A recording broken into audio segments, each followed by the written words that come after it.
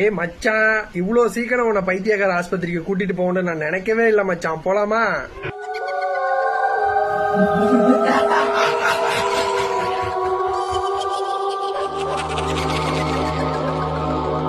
இது பைத்தியக்கார ஆஸ்பத்திரி இல்லடா, பேய்கள் ஆடும் வீடுதான்.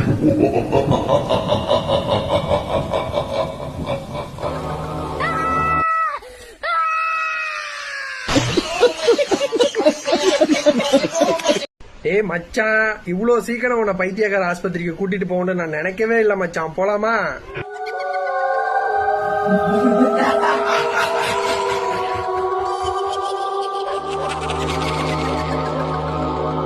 இது பைத்தியக்கார ஆஸ்பத்திரி இல்லடா, பேய்கள் ஆடும் வீடுதான்.